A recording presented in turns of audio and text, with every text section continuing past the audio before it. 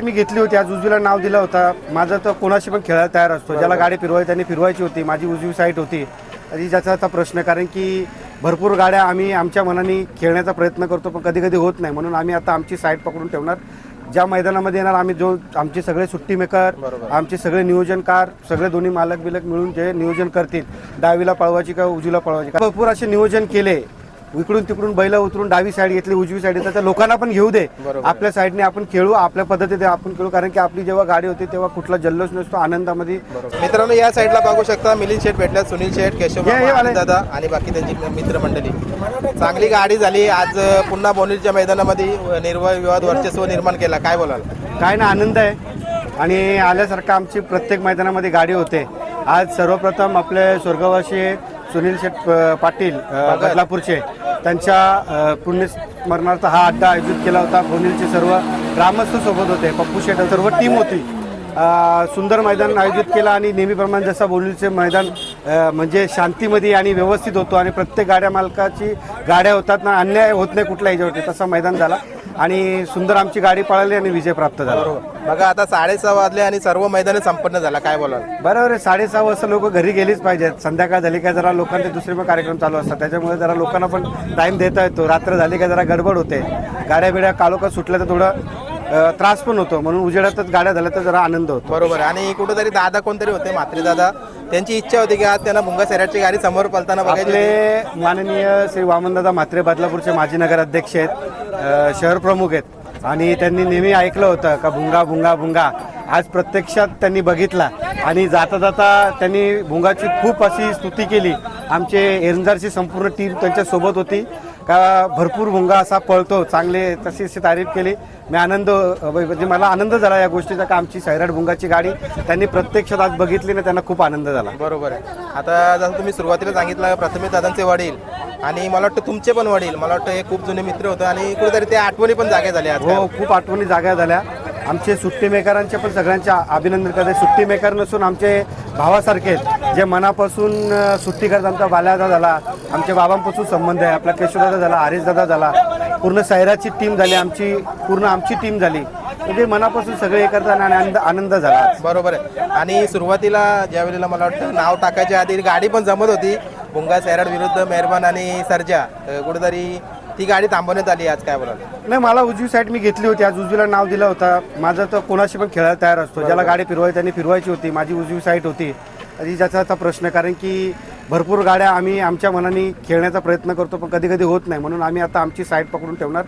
ज्या मैदानामध्ये येणार आम्ही, जो आमचे सगळे सुट्टी मेकर, आमचे सगळे नियोजनकार, सगळे दोन्ही मालक बिलक मिळून जे नियोजन करतील, डावीला पळवायची का उजवीला पळवायची, कारण की सीझन संपत आलाय आणि काड्या करून भरपूर जण येण्याच्या मागे भरपूर असतात. म्हणून सगळ्यांचं मला खास म्हणणं होतं का दादा तू जरा घाई करू नको, जरा आपण सगळ्यांना हरवले, सगळ्यांनी नियोजन करून द्या. याच्यापूर्वी आम्ही पण भरपूर असे नियोजन केले, इकडून तिकडून बैल उतरून डावी साईड घेतली, उजवी साईड घेतली, तर लोकांना पण घेऊ दे.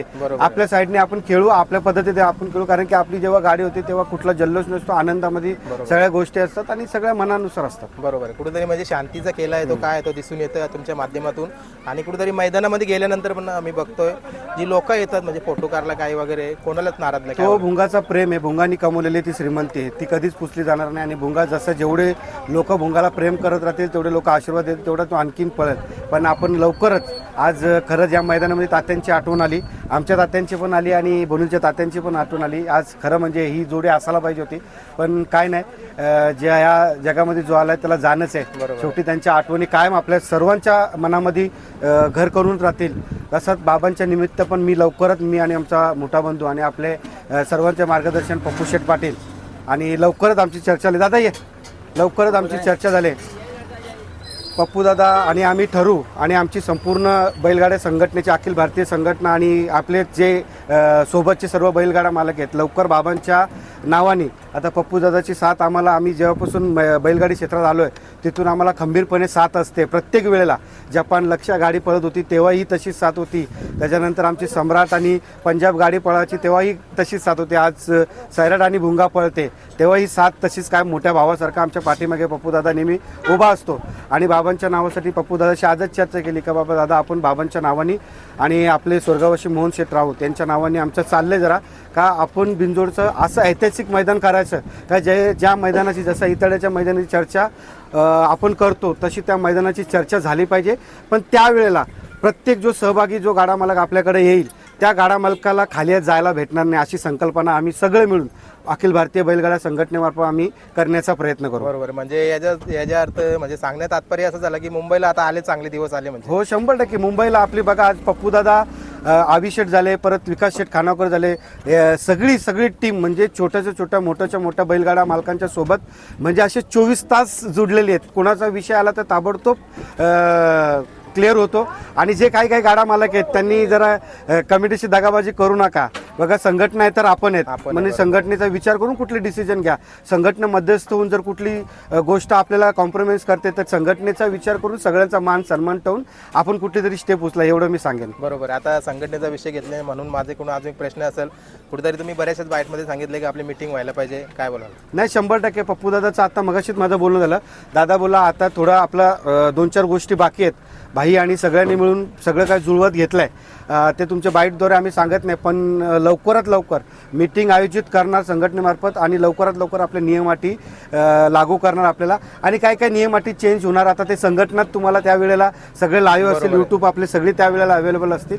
त्यावेळेला आपल्या बैलगाड्या मालकांना पण बैलगाडा मालकांवरती अन्याय होईल असं कुठली संघटना आजपर्यंत कुठली स्टेप घेतली नाही, याच्या पुढे पण नाही कधी घेणार.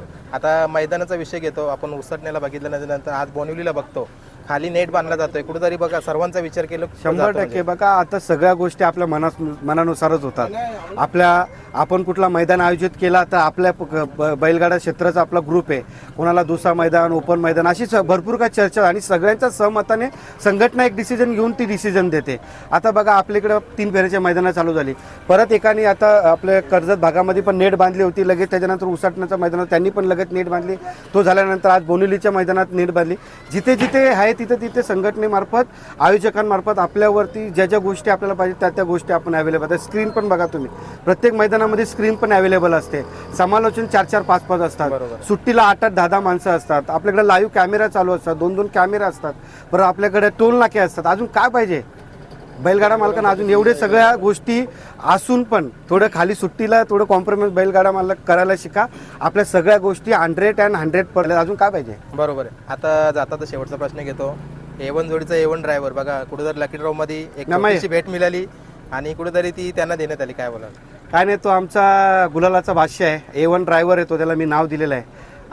तसं बघायला गेलं तर मागच्या टायमाला आम्ही गाडा मालकांनी म्हणजे आम्ही दोघांनी आणि आमच्या सगळ्या आयोजकांनी आमची जे सांभाळ करतात त्यांनी बोललं दादा आपल्याला जर 4 व्हीलर लागली तर 100% आपण ही कुणाला द्यायची. पण शेवटी आमच्या नशिबात नव्हती.